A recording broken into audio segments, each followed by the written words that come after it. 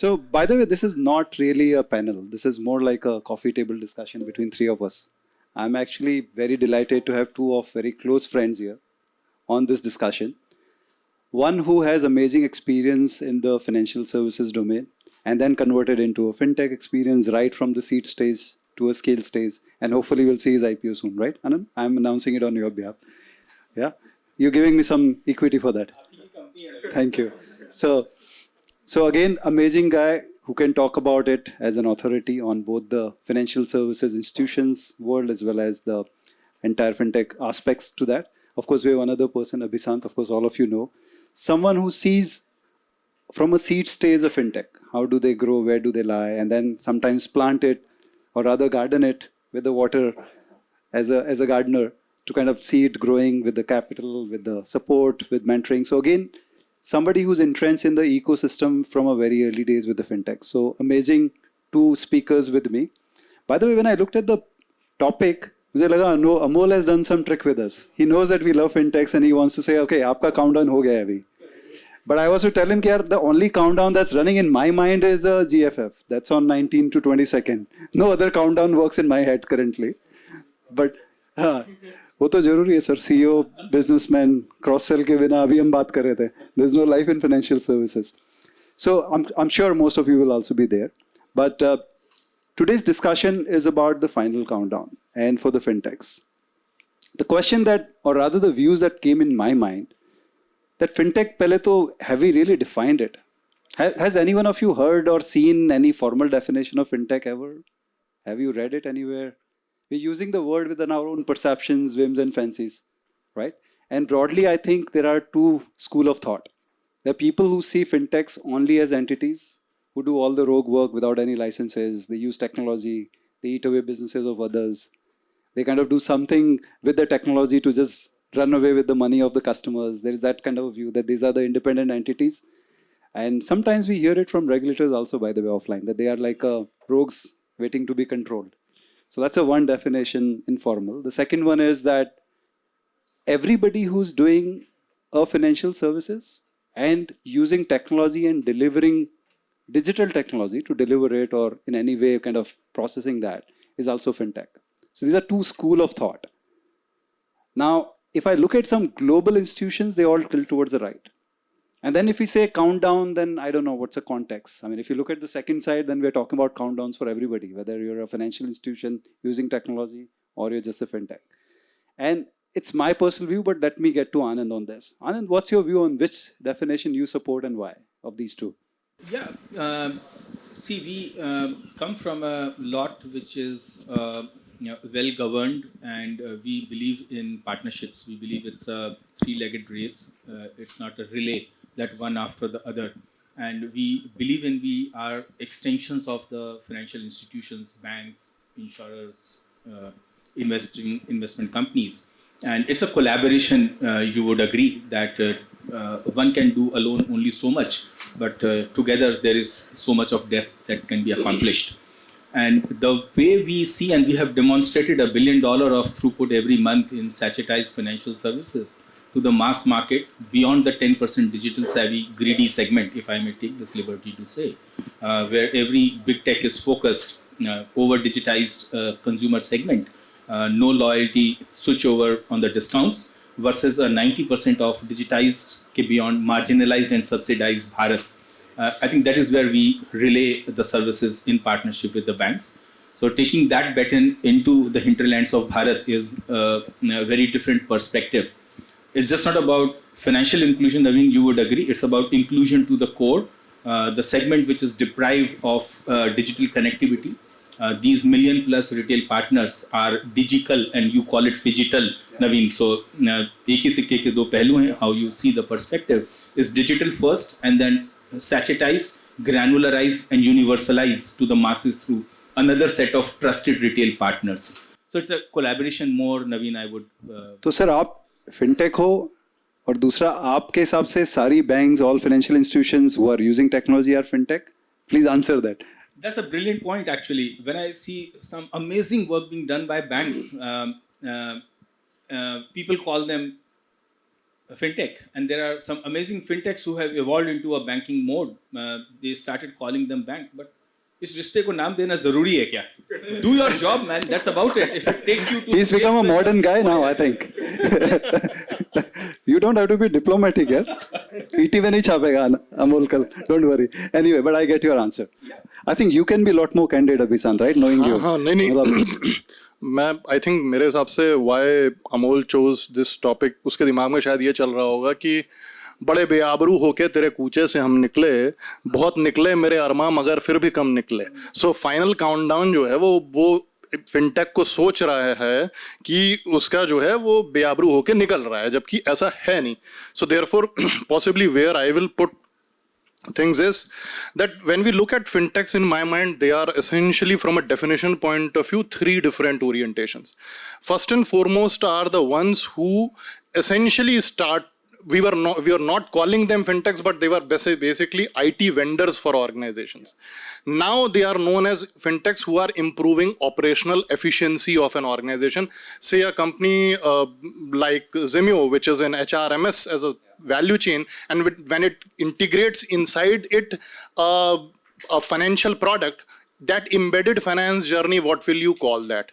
Then a company which is in data as a space, account aggregator, what will you call those people? So they are essentially people who are improving your decision science, helping you undertake better risks, and so on and so forth. So that's a category of institutions who were earlier called as IT vendors. Now they are known as data SaaS companies or otherwise, because that's the definition which suits your VC journey. So therefore, that's the first set from a fintech point of view, that they are in the business of improving operational efficiency or decision science at the end of an organization. That's first. Second set of definition from a fintech point of view will be those entities which are in distribution as a business. So India की जो पहली fintech थी, आप लोगों में से किसी को मालूम है इंडिया की पहली फिनटेक का नाम क्या था? मैं थोड़ा सा मतलब उससे थोड़ा सा विभेद रखता हूं. अगर आप वो सही नाम देते तो मैं आपको आज यहाँ खाना खिलाता जो अभी होने वाला है. बट इंडिया की पहली फिनटेक एंटिटी, जब फिनटेक नाम नहीं था, was a company called apnaloan.com back in 1999, which was essentially the internet company of a large DSA called Andromeda. So therefore, so it is started then. So distribution as a service has been in business now, if you look at from an Andromeda apnaloan.com journey point of view, since 1999, which means that fintechs then are distributors of products and services for larger financial institutions who have license to operate. So that's distribution as a service.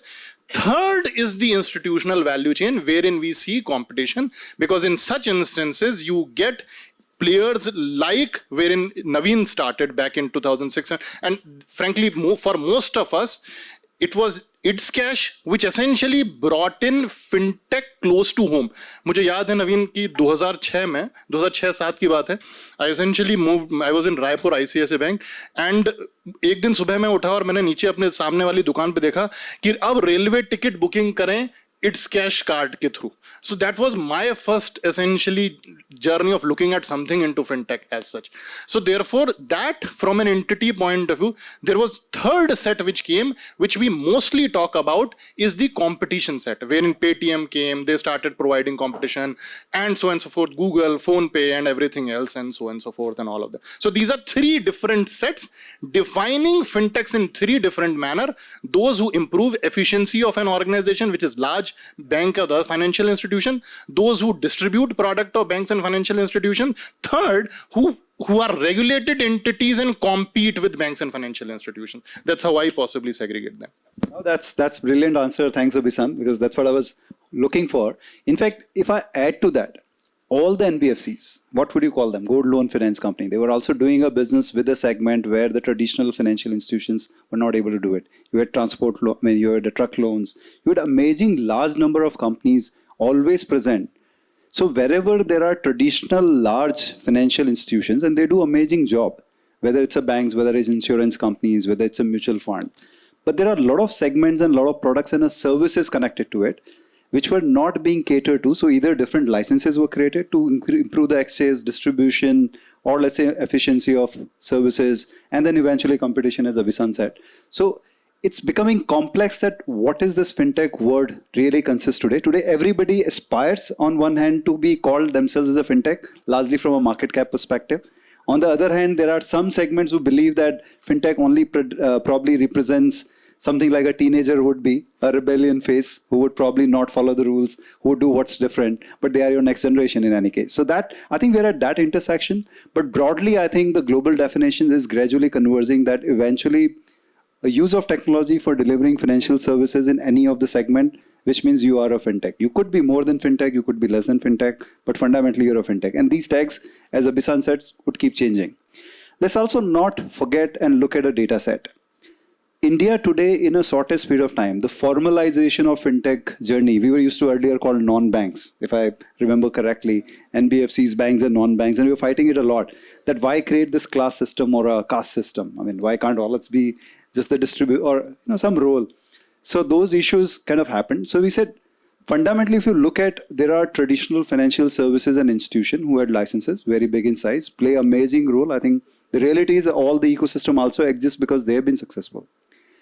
Then you have complete this new generation, new set of these three fractions of the entities that just Abhishant talked about. But the reality is that the first time formalization happened with the Payment and Settlement System Act being enacted formally by the Parliament.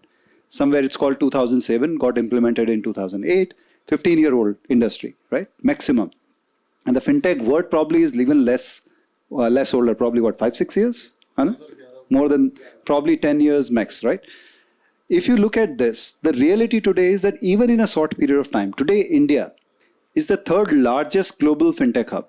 I don't know how many of you would have realized this in terms of number of companies, in terms of number of unicorns, in terms of FDI attracted, in terms of contribution.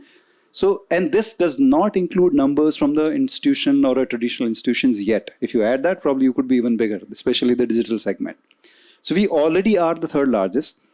Fortunately, unfortunately, variety of reasons, and this is not a data point to be put in as a kind of blame game or a kind of putting somebody in a bad light, but traditional financial services, be it banking, be it insurance, be it mutual fund, and I'm open to get corrected, India does not figure out in any of the top 10 categories yet, while some of those businesses were even existing pre-independence, post-independence, so many years. And what is the reason? The reason being that the model of financial services work very well when it comes to the top 10% of the segment. The moment you start going below, the value available for those customers to spend on financial services becomes lower and lower. The average median will come around somewhere $200, which is their spend capacity, of which some fraction goes in a financial services. So unless you have a means or a model where you could create products, Anand talked about SaaS product, right? Why is companies so big and successful? Because they understood this need. Unless you create those SaaS kind of product which meets that customer's requirement, unless you have a regulation supporting it, unless you have a distribution which allows you to do it at a less cost, which only technology can do. So if you look at all of this, the penetration in the market, banking probably over 50%, if you take adult population probably 60-70%, payments 12 to 15%, the number keeps varying. Because let's not forget the cash in circulation is continuously growing. There's a myth that digital is growing. Yes, it is growing. But let's not forget cash is also growing at the same rate or probably higher rate. So if you look at again payments 2-digit, banking 2-digit, everything else, investments, insurance, single digit, early digits. So the penetration is the opportunity and the newer model to be able to acquire that larger market is what is actually creating the value. So my question to you, Anand, back is that in this situation, is it a countdown about competition? Is it countdown about who will survive or the whole success of being number 3? You talked about it, collaboration already. Is it because of the collaboration, competition, or what is the real reason of we achieving that success? So, Navin, I would put it in few perspectives and let us see that we are talking of fintech in the last 15 years, what it has been able to do, demonstrate. Co-opting or competing as one may take with the one of the world's oldest profession. If in 15 years this has been demonstrated, what is required to be the world's number one? I think we don't need to, Abhishant, produce more people for population. We have enough unserved, underserved, misserved segment. So the population is there. We have the 50% GDP reserve of the nation. Women are unfolding, unleashing. And today, as we speak, the UP government has done a massive program on BC Sakhi, and there's a great consultative program on taking Wi-Fi to the mass rural. But to the countdown point, Treta Yug, Dwapar Yug, Kali Yug, these are cyclic. With every innovation comes standardization, and then comes innovation, and then standardization. If you're calling the standardization phase as countdown, I think story abhi baki hai. There is again disruptions which will happen. And Navin, you have demonstrated that regulation comes after innovation. You did its cash from 2004, 5, 6, and the Payment Settlement Act came in 7, 9 implemented. So innovation leads regulation, and in many forms, these standardization innovations will continue. I would hold on for. So I will come to challenges to you again. And actually, I want to tell audience that we'll not wait for Q&A at the end. After write this question, I'm going to come back to the audience. So if you have again some question in mind, please be prepared. So Abhishant sir, what do you think? Is it competition, collaboration? What has been the reason of success? Where do you see this going? Bharat जो है या India जो है, I'll possibly divide it into 4 parts. First part is 0.1 is around 0.2 or 0.345% of our population, which is the HNI, UHNI, and all of that, and comes in the Hurun list and everywhere else. Therein, we have a certain number, and we are possibly 4th in terms of number of billionaires and other things. After that comes a population to whom apne Twitter-friendly cred founder is focusing on. So that's a second set as such. ये वो भारत है which essentially is having a income bracket which is say around $40,000-$50,000 a year types, and is representative of, so agar first segment ko if you take it as a representative of Switzerland, the second segment is representative, or second Bharat is representative of say Singapore or Hong Kong, which is around 2.5 से 3 करोड़ या 4 करोड़ की population, which has an income range of annually $50,000 and upwards. तीसरा भारत जो है is a 20 to 25 crore odd population, जिसका सालाना income $10-12,000 के करीब में है. इसको आप ईस्टर्न यूरोप के हिसाब से देख सकते हो. और जो चौथा भारत है वो है जिसके एक बहुत बड़े हिस्से के लिए बजाज साहब सॉल्व कर रहे हैं. वो चौथा भारत है. तो जिसका मतलब ये है कि हम जो हैं एक समय में Switzerland, Singapore, Hong Kong, eastern Europe और अफ्रीका, हम एक समय में 4 भारत में एग्जिस्ट करते हैं एक साथ.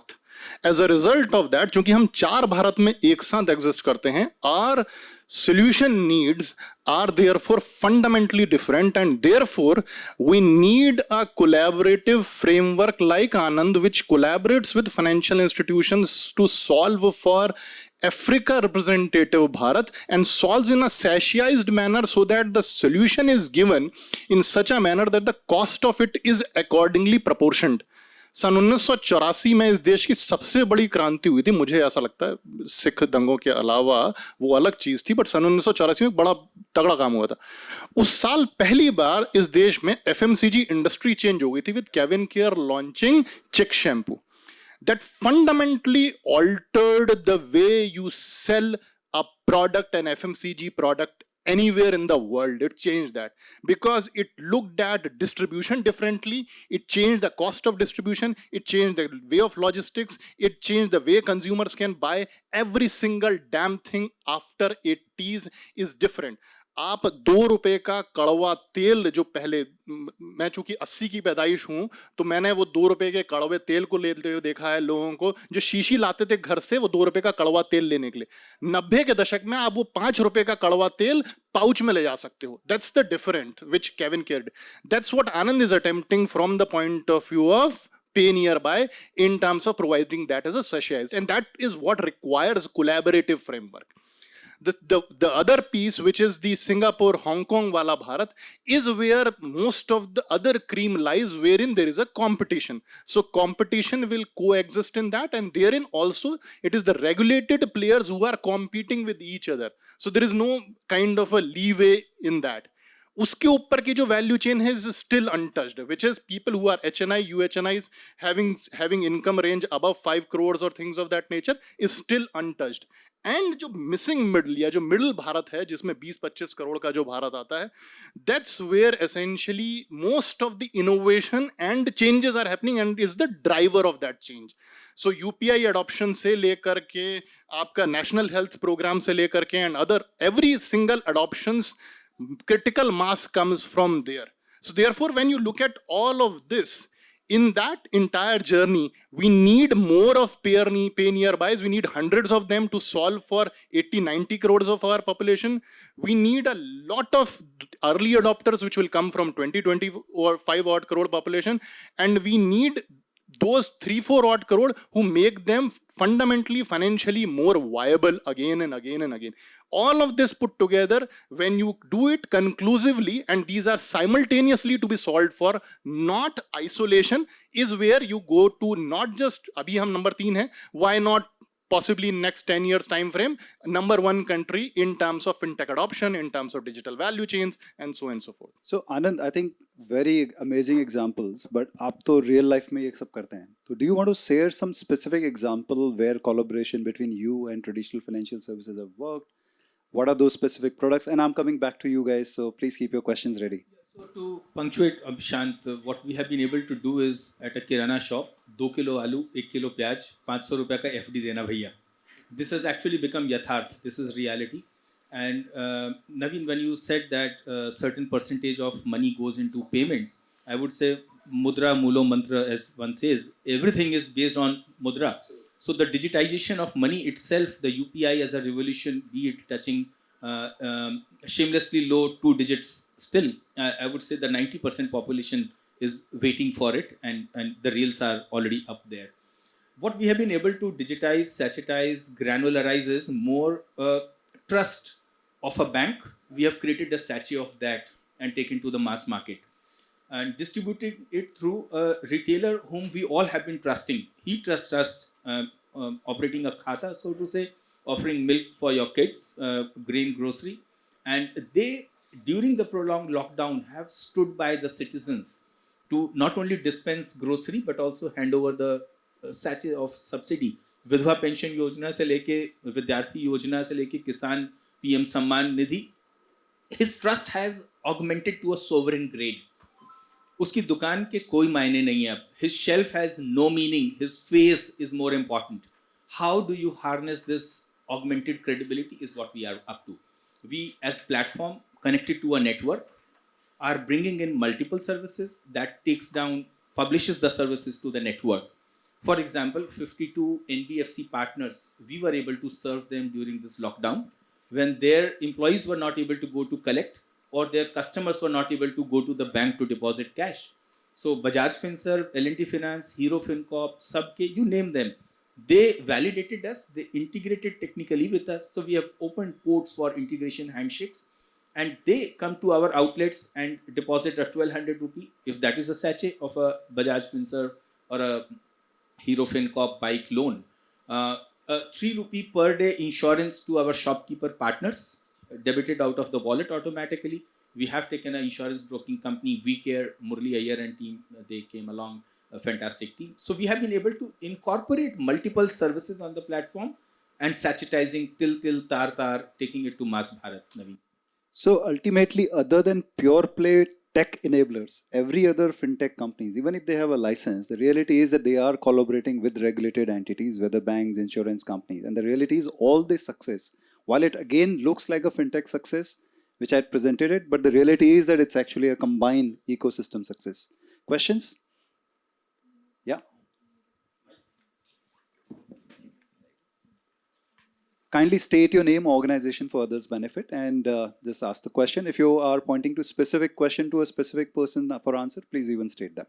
Thank you. Ashutosh Agarwal from Silk Road Fiscal. And my question is to the panel, because we have been talking about regulation, you have been talking, we are in the top 3. But recently, last month, RBI came up with a pointer where they have wanting to stop the fintech for FLDG, SRO. And how we progress as a fintech. Are we not pulling back FinTechs are not NBFCs right now. NBFC license are not been given. So how do we move ahead? आप party हैं या broker हैं? So देखिए, one thing Naveen, I'll just take and scooter का licence दिया है तो scooter चलाइए, एरोप्लेन मत उड़ाइए, is one clear message which has come from the regulator and well meaning. You are tuned to, aligned to, destined to do certain things. Do that properly rather than jumping up and I heard that it's a cupid role that Reserve Bank regulators are playing to say align rather than disassociate and run as a war on each other. इसके बारे में बच्चन साहब ने लिखा था कि मदिरालय जाने को घर से चलता है पीने वाला, किस पथ जाऊं असमंजस में है वो भोला भोला, है ना। कौन है ये मदिरालय जो जा रहा है? फिनटेक का फाउंडर अपना भाई, है ना। सो मदिरालय जाने को घर से चलता है पीने वाला, किस पथ जाऊं असमंजस में है वह भोला भाला, अलग अलग पथ बतलाते सब, पर मैं यह बतलाता हूं। कौन बतला रहा है? आरबीआई। पर मैं यह बतलाता हूं, राह पकड़ तू एक चलाचल, पा जाएगा मधुशाला venture funding. So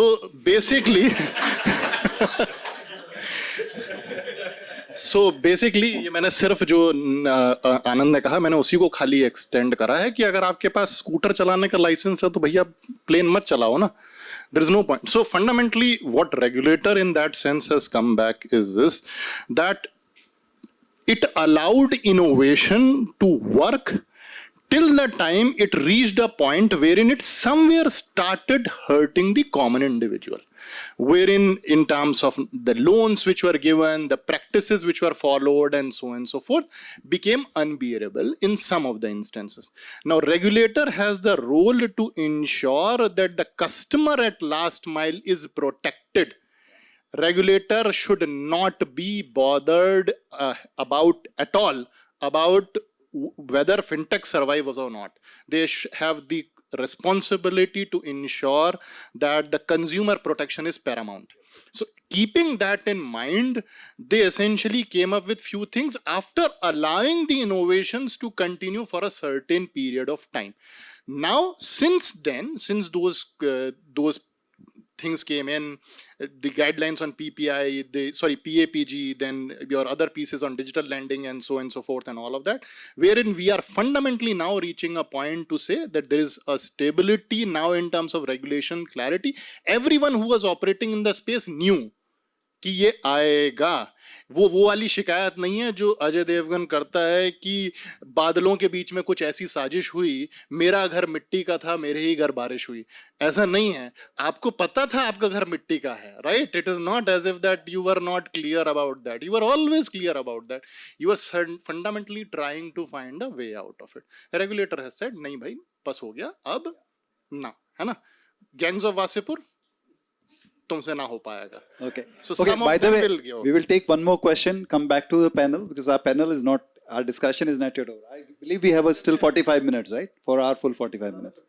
Yeah, good. So one more question, I come back to the panel. Yeah. So I will take both your questions, then come back to another question. When I saw the session countdown, and I've been a banker, both of you, and he mentioned about the regulatory hassle. So probably when I saw this countdown, I was thinking about the countdown what Navin was saying, it's countdown where India is actually looking at leading this space. And I think probably I want to know from you guys, because you guys are working very closely with regulators and all of us, that what are the steps we should take so that we are there, जो brain drain हो रहा है ना, हमारे लोग वहाँ पे CEO बन रहे हैं, I want वहाँ के लोग यहाँ पे आके CEO बने, कभी ना बैंगलोर आके नौकरी के लिए अप्लाई करे कि भाई मैं ये हूँ गोरा हूँ whatever, and I want to be the CEO of this entity. There are a few examples. थोड़ा बहुत हो रहा है, but very very few, right? And I want PayNearby to be there in 190 countries. Look at yourself. You have dismantled the bankers domain and come out as a यही माटी उभरेगी, यही जर्रा चमकेगा, right? I agree, but what where I'm looking at is यार वो Africa में जब जाएंगे ना, वहाँ पे PayNearby का एक 300-400 whatever 30-40 countries, उसमें 25 countries में PayNearby होना चाहिए. What are we doing at from the regulatory perspective? Is there any thought on that?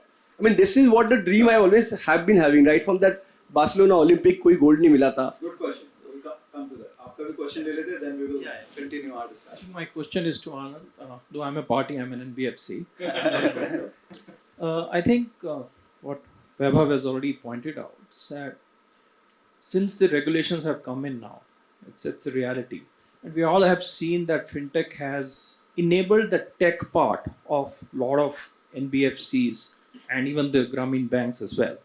And that's where the fintech is actually it's a tech enablement which is happening which is unlocking the beast. My question to Anand is that now since the regulations are wrong, so what are we actually doing to make sure that we are abiding by the regulations? Because given the tech involvement in all these banks or in the NBFCs are there, we are not going to undermine the effort which has taken place in the last 10 years. So how are we going to align with the regulations? No, glad you asked, Mr. Parnami, and I told you on a sideline, हम तो Parnami अगरबत्तियाँ ही देखते देखते बड़े हुए हैं, and thanks for हमारी पूजाओं को सुगंधित करने के लिए. See, it's not a choice that you comply or not. At least I would say at PayNearby, our annual awards, the third award goes to the largest selling guy, the second to the innovator, and the first goes to the compliance. The message is very clear. For the segment that we are serving, for a 700 rupee monthly remittance, it is your cab fare today from Kolaba to by BKC probably. That's their monthly ration. That customer does not tweet the finance minister and complain. वो घुटनों के बल बैठता है और अल्लाह ताला से गुहार लगाता है. और हम इस चीज़ को भी absolutely ensure that this is a non-tolerable error. The amount of technologies, the amount of governance, the amount of compliance that we have put in to serve 150 million citizens is par excellence. So there is no choice. Your question is actually, मैं खारिज करता हूँ इसको. At least from our perspective, that any responsible work that is being done, for example, we start with how will we be auditable? We invite the audit teams, the compliance teams to come and guide us in the product development. The construct is so designed that it is not questionable then. Anand, my question was more towards the grey area of the RBI norms, which has come up, like the LSPs have third-party payments, etc. Grey becomes white or black. आप या तो उसको धो डालते हैं तो white हो जाता है, जो कि अभी हो रहा है, या रंग देते हैं तो वो black हो जाता है. That's what. Yeah. So those are guidelines actually, and these also emerge out of the questions, emerge out of solutions. Yeah. Be mindful. See, देखिए, I think none of us want rule-based regulation, right? Fundamentally, we want principle-based regulation, which means there will always be room for innovation. This is what even RBI want. देखिए, एक long tail है, करीब 8 से 10,000 entities fintech में known है, but actually unknown अगर आप universe डालोगे तो शायद individuals भी डाल दोगे उसमें, जो एक one app है जो government का concern है 20-25 हज़ार है. Problem ये है कि जब ये growth started, and it happens in every industry, it's not just in financial services, a lot of unwarranted characters also get into the system, who take advantage of technology. It's never technology is good or bad or a player. It's not about a business being good and bad. It's about the actors being good or bad. It's like a human beings, right? Every human is different and their intentions are different. And that is what start reflecting when something is working very well. Some unwarranted characters get into it and they try to take advantage. Now, problem is, जैसे आनंद ने बोला था कि RBI के mind में फिर वो black and white हो जाता है. Then they get into rule making. Because the fundamental when it comes to customer protection versus innovation and a growth, it's always in favor of customer protection, because जो अभिशांत ने बात किया था कि जो इतनी बड़ी population है 20-30% जो middle population है, उनको ये सब कुछ नहीं समझता है. अभी भी OTP का issue इतना education के बाद भी नहीं समझता है. And let's not forget, financial services में हमारे जैसे educated लोगों में अगर आप पूछोगे debit credit card में क्या difference है, आपको 50% लोग शायद answer नहीं कर पाएंगे properly. So there is a genuine challenge globally on this. तो ऐसे cases में ये एक evolving phase है चलेगा. But coming to Webber's question, when would we see India leading at the global? देखिए, that has started. It has happened. Does regulator and policy maker care about it? Maybe policy makers have that idea, they know it can be done. But regulators' focus will always be a very third, fourth priority for that. But despite that, see, their first focus will remain on a customer protection. Ultimately, it will be a role of industry to come together. That's where industry associations that some of us represent. There's a BC association, Anand is very integrally involved. There's a FinTech one where I'm involved. Again, Abhishant leads a different kind of ecosystem on ground.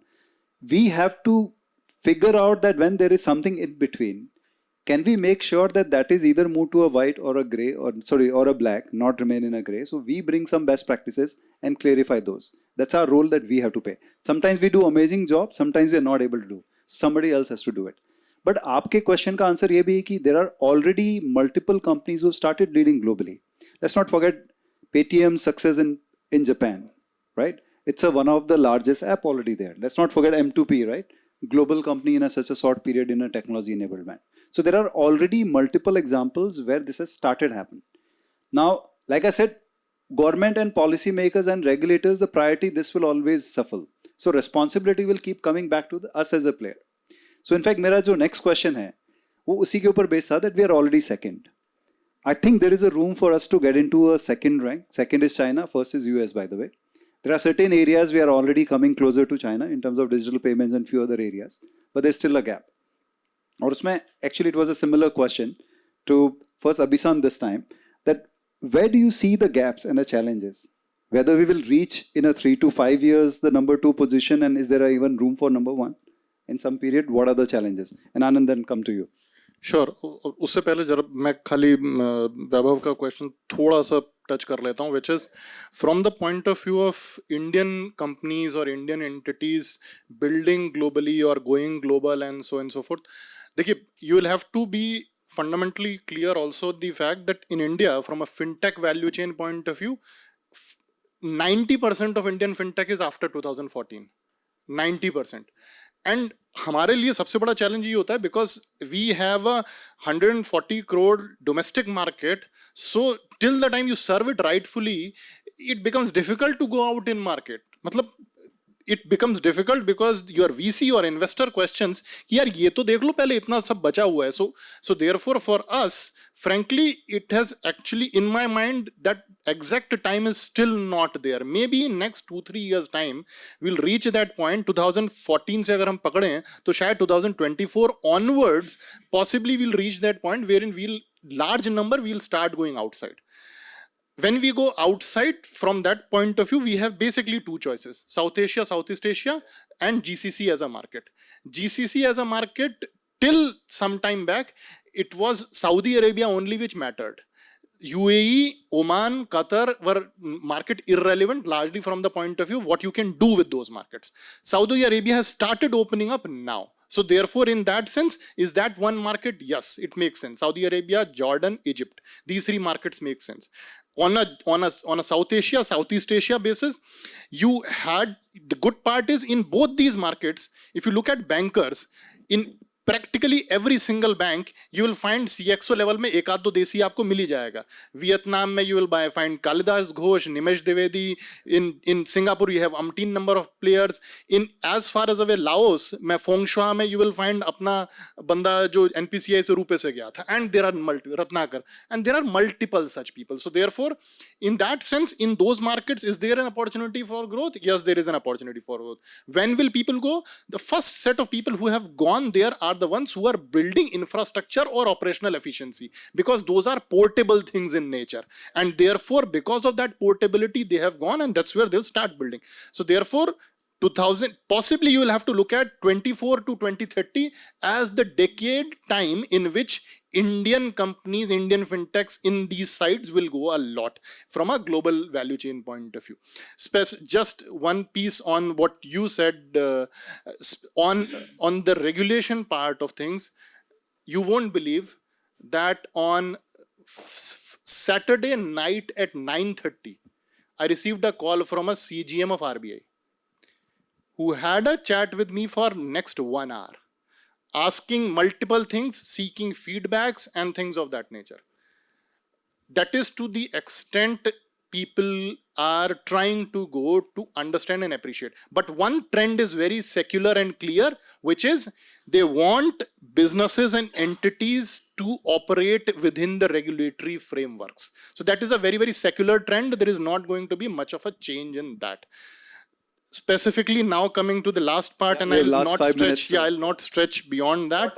The shortest answer to that will be, from an India point of view, whether we'll have a journey to number 2 or number 1.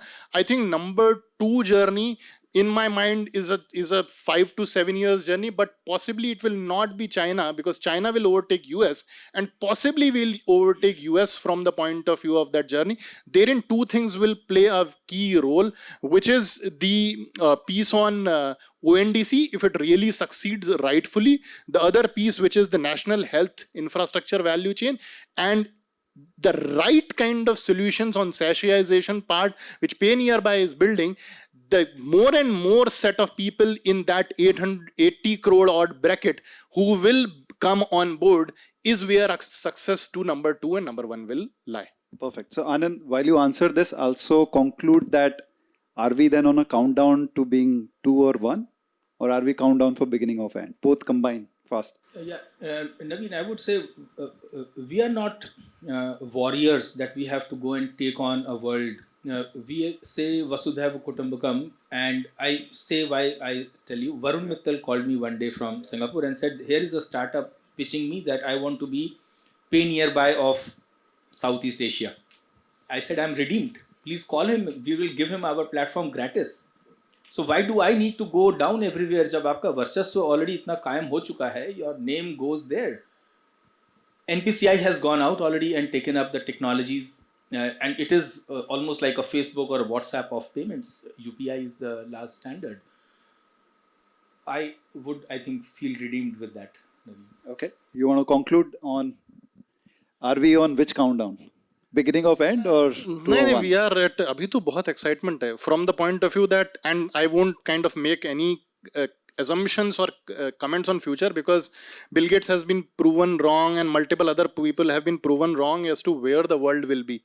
So I think we will be 10x of where we are, because agar Navin aapko yaad ho, in April 2016 when UPI was launched, if somebody would have said to us that this is where it will be in 6-year time frame, he would have said nahi ye nahi hoga. And so therefore आगे देखिए होता है क्या. So मैं तो अभी भी यही conclude करूँगा. I think we are all set for number 2, definitely within 3 to 4 years. From a market cap, China will still not be able to overtake US. So if you take those multiple parameters, that struggle will still remain. So let's see what happens. Probably, do we have one question answer? Okay, just one question from the madam here, and then we conclude. Yeah, hi, I'm Maruk. I'm an equity research analyst with Edelweiss Securities, and I cover the BFSI space.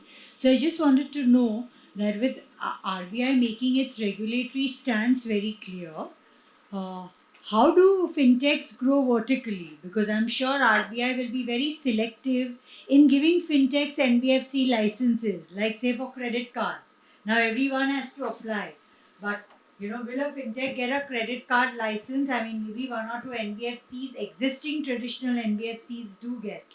But so then do they expand horizontally, keep tying up with more banks? Do they need to, how do they grow vertically? Sure. So I think credit card, let me just quickly, so that's a very close to my heart subject as well.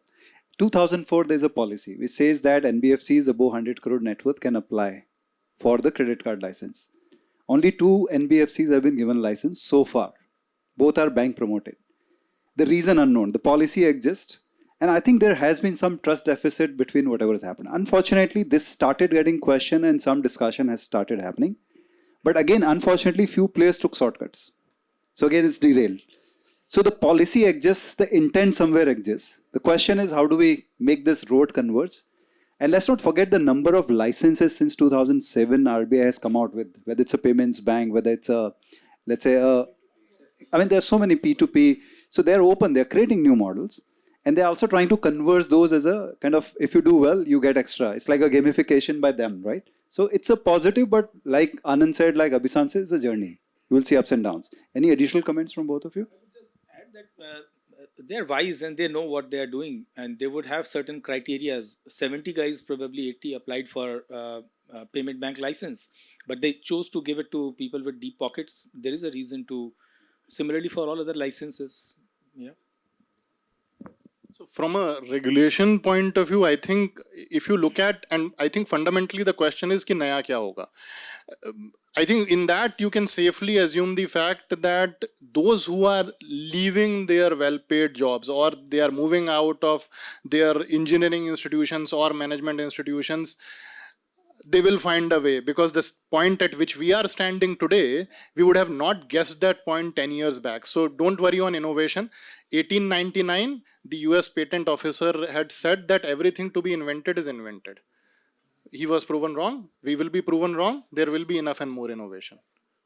So thank you. Thank you for again being a good audience, asking a lot of questions. We couldn't answer all, but thanks again, Anand, Abhishant, Great friends always. Enjoy the conversation. Thank you.